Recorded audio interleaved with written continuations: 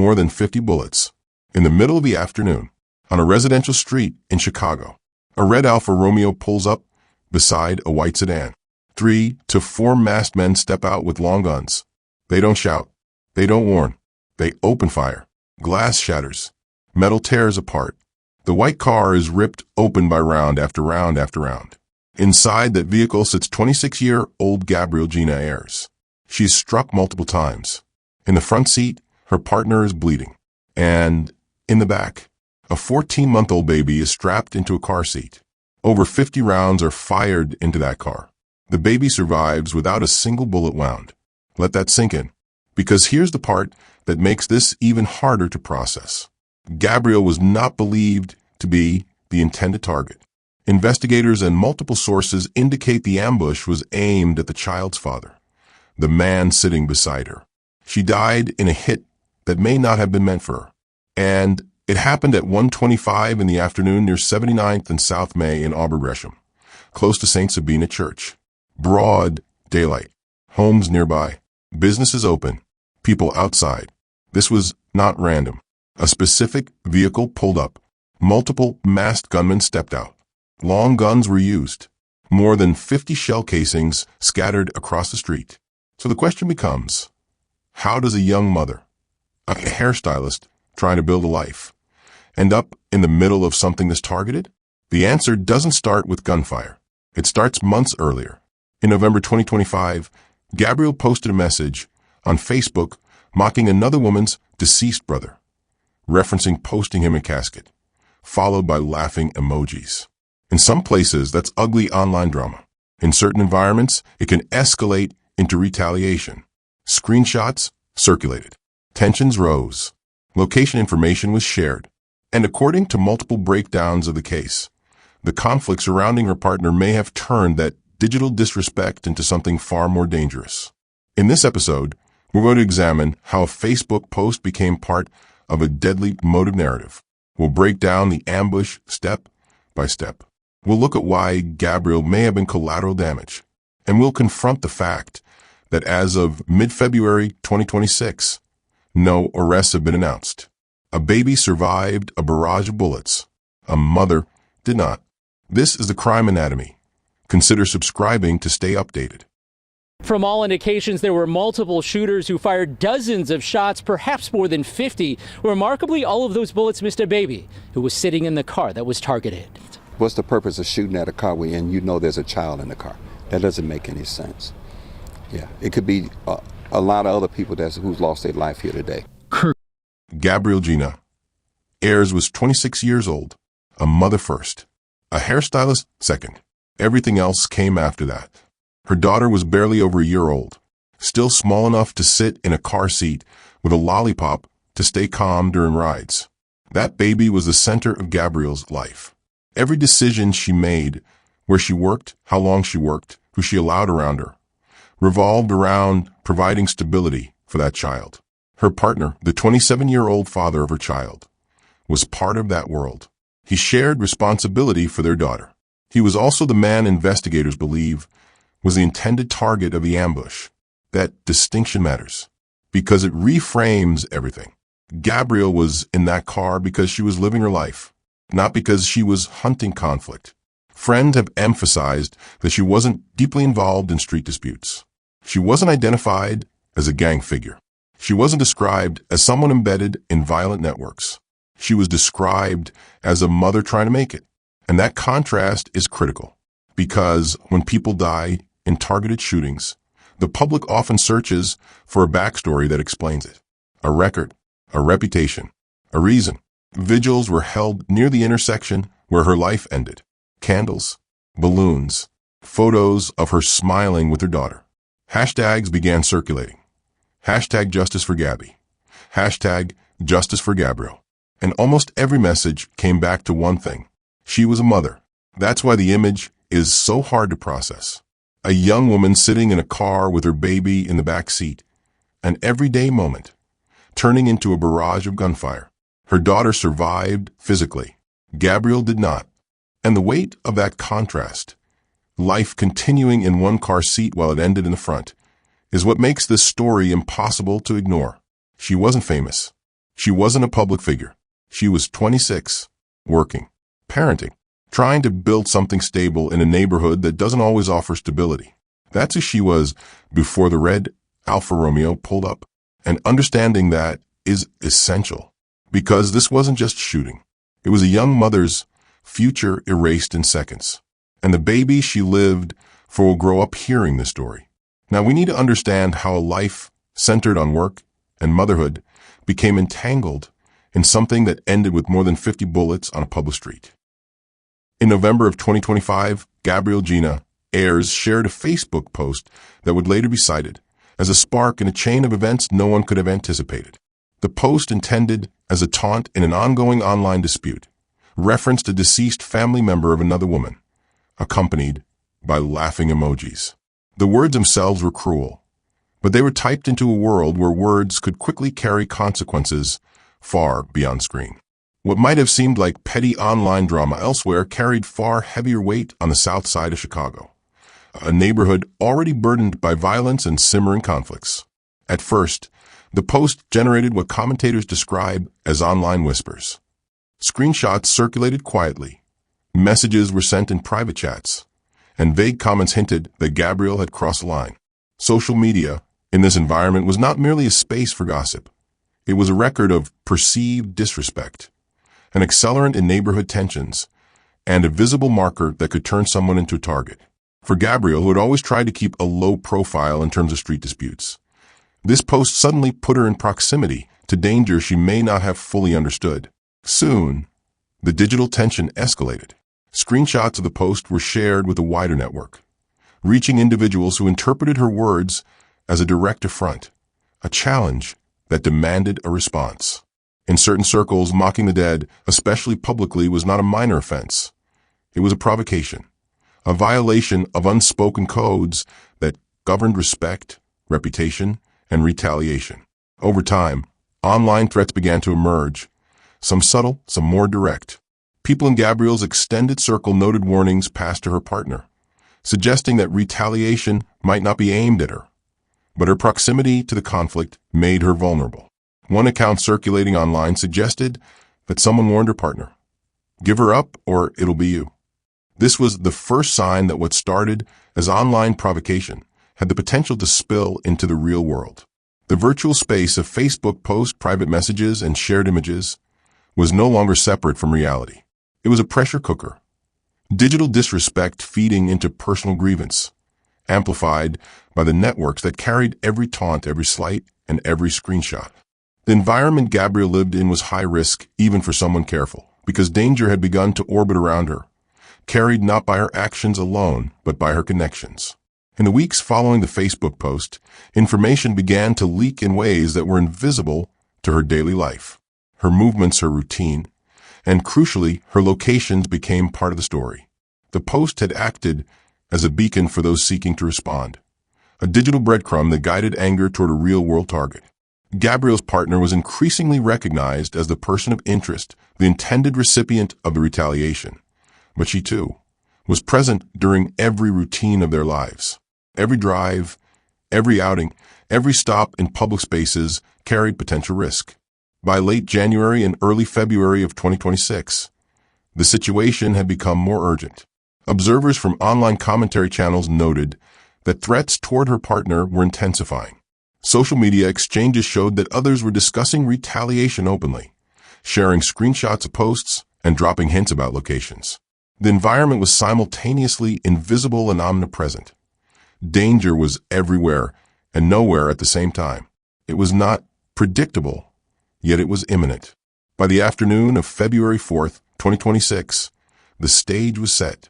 The digital and social tension that had been simmering for months would explode in broad daylight.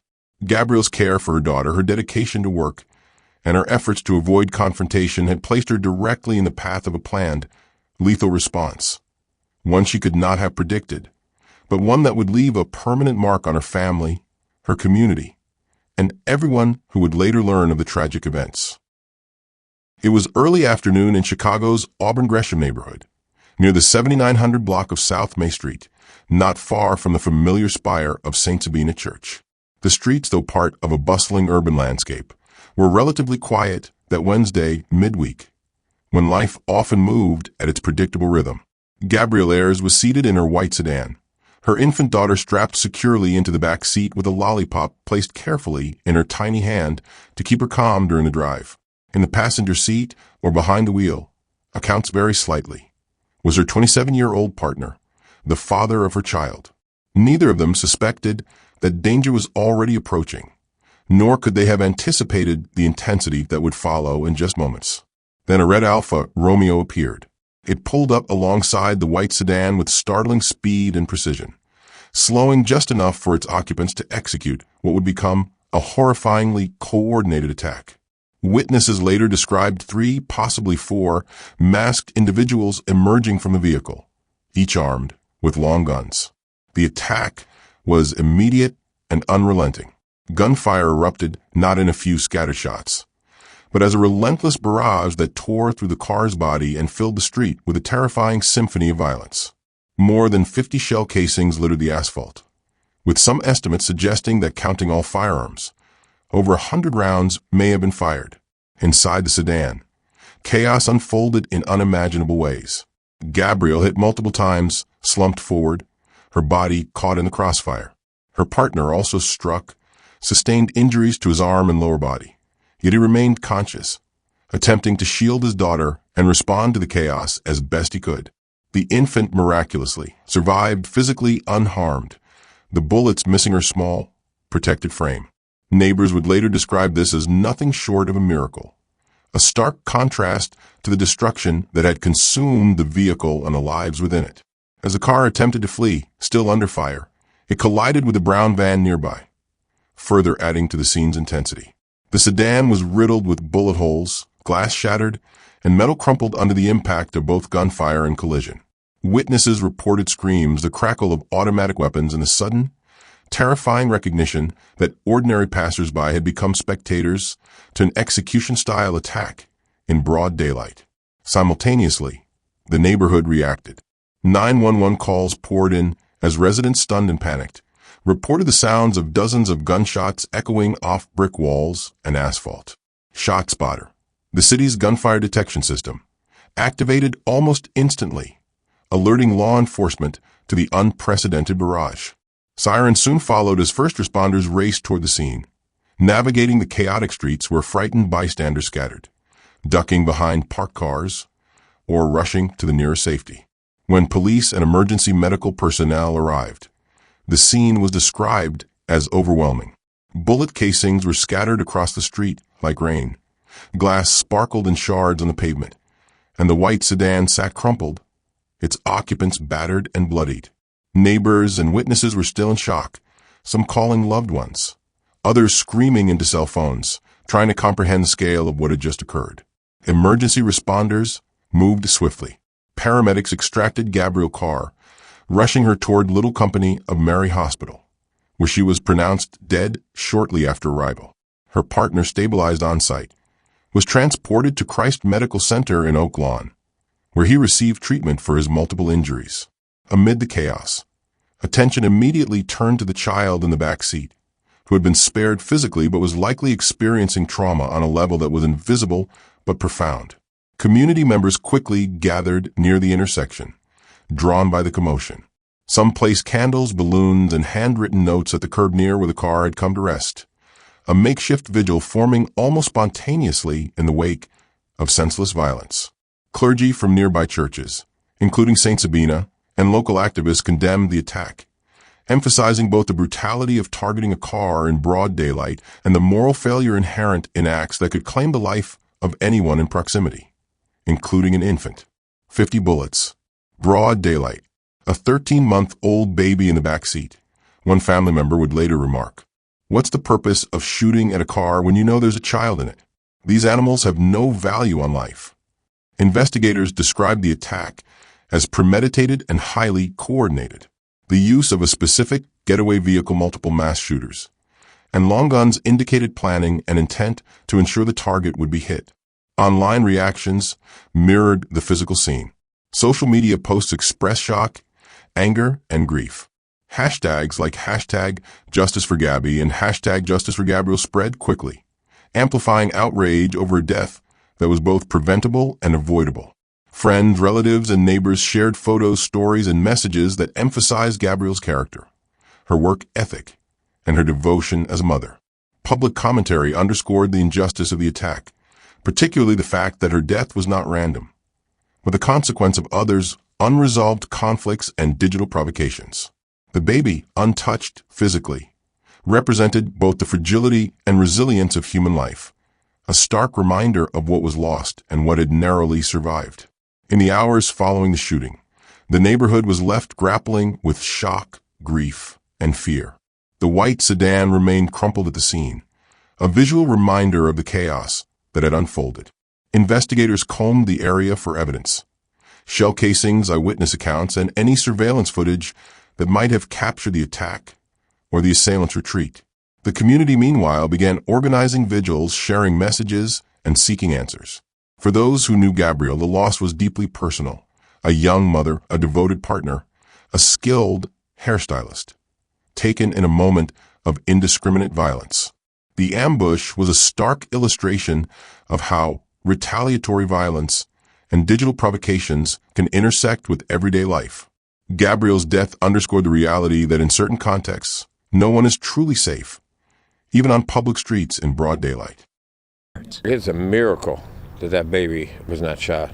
It's a miracle. St. Sabina Church is around the block from where the gunfire erupted, and the church's food pantry is on that corner. People inside hiding in a back room, and after the gunfire, emerged to help the victims. So they saw, the young man and the woman shot up in the car as they were trying to get the baby out. But they gave the baby immediately to the police, and the policewoman took it in her car and was holding it. They need to clean this city up.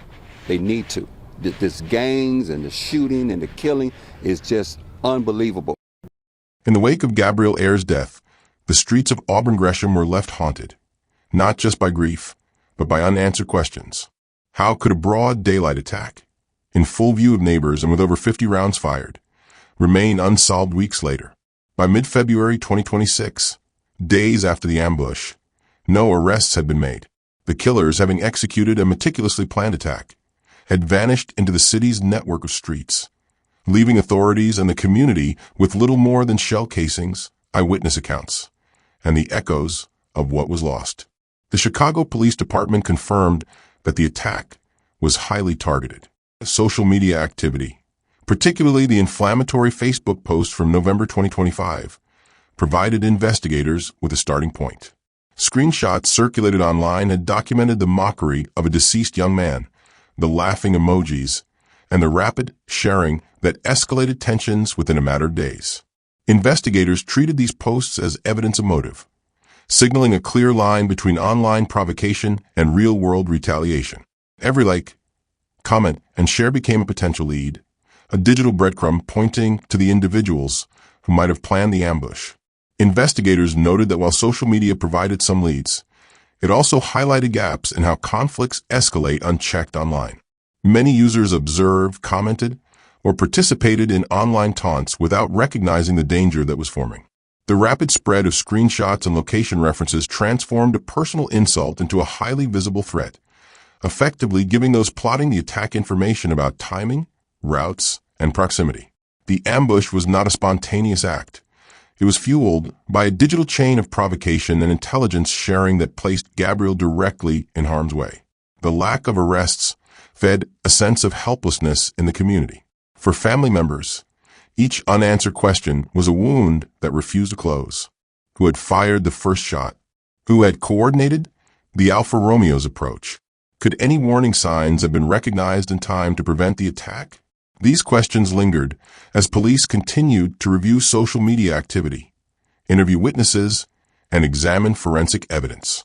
Each day, without progress, increased frustration, particularly given the indiscriminate nature of the violence. Gabryel had been an innocent party, a mother, a community member, someone with no ties to the dispute, but the systems in place could not shield her from harm. Gabryel's death was a harsh lesson. No one is untouchable when retaliation is involved, no matter how innocent, diligent, or devoted a person may be. The ambush at 79th and South May revealed the intersection of digital aggression, premeditated street violence, and systemic gaps in protection, leaving a community outraged, grieving, and demanding answers. The perpetrators remained unknown, the investigation ongoing, and the city left grappling with how one tragic event could expose both individual vulnerability and collective failure. The unresolved nature of the case continues to fuel questions and outrage. Residents, family members, and viewers alike are left with a haunting reality. The system, despite its resources and authority, could not prevent a meticulously planned attack. Gabryel's story is one of courage, love, and innocence destroyed by escalating conflict.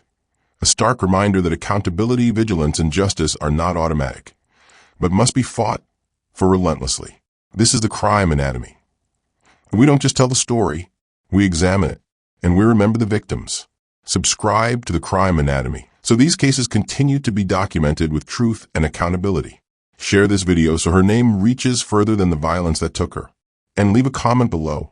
Tell us where you're watching from and what justice means in cases like this.